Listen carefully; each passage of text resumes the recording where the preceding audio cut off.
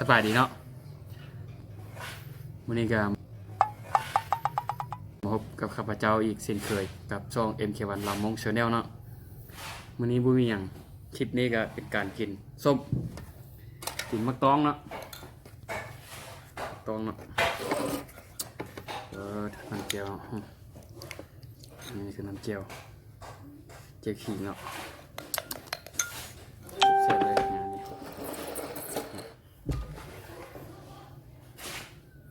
บึ้งเลยเนาะคุณกินเลย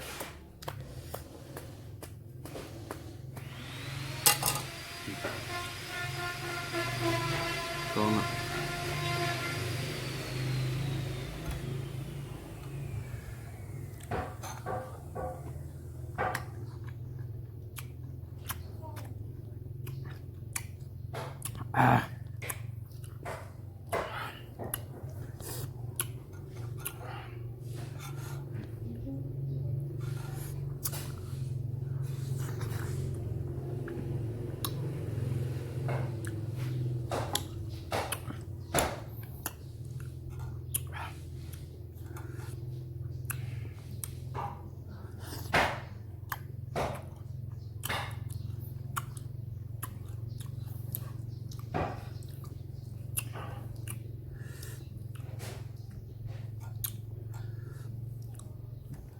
ปุยอะไรแล้ว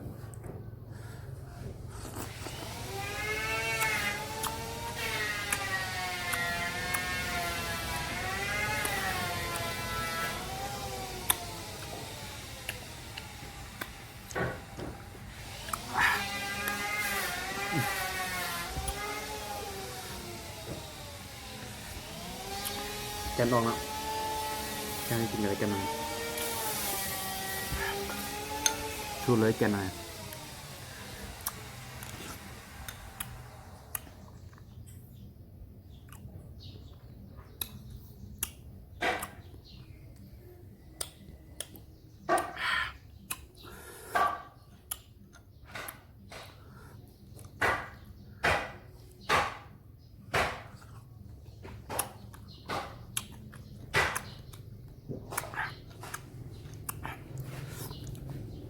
มึงน้ำเจียวเนาะ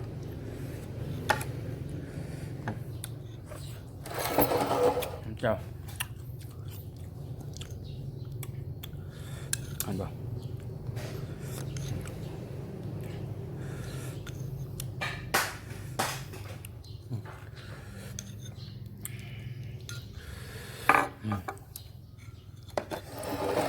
เผ็ดแซ่บสิดี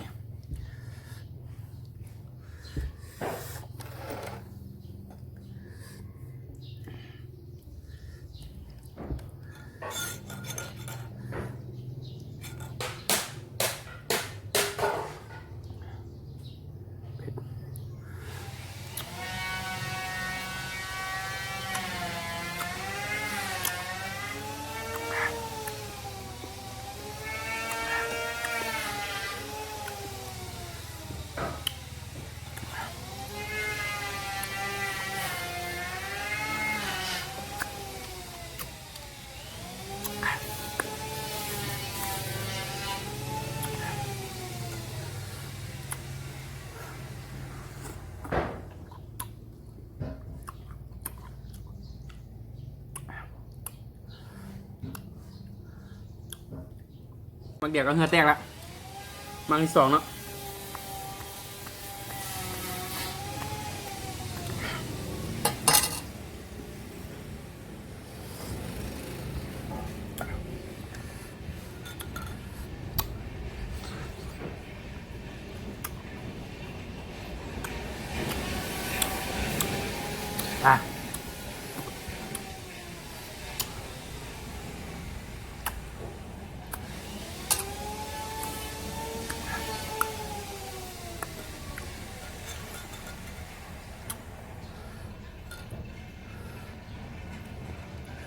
อยู่เลย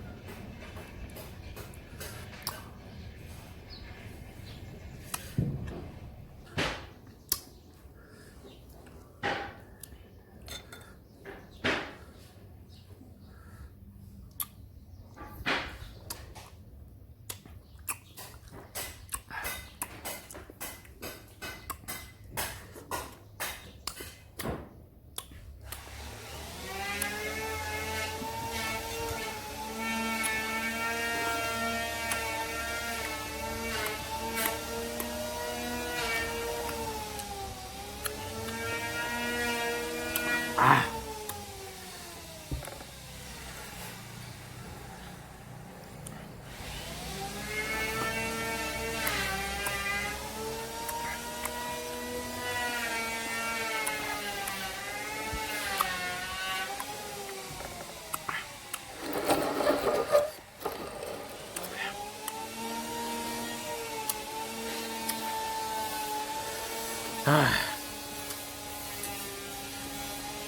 ขอบใจเนาะคลิปนี้ก็จบลงเพียงเท่านี้เนาะอ๋อ2 มากไวเพชรส้มอิลีคลิปต่อไปจะเป็นการกินอย่างกับติดตามกันต่อไปเนาะ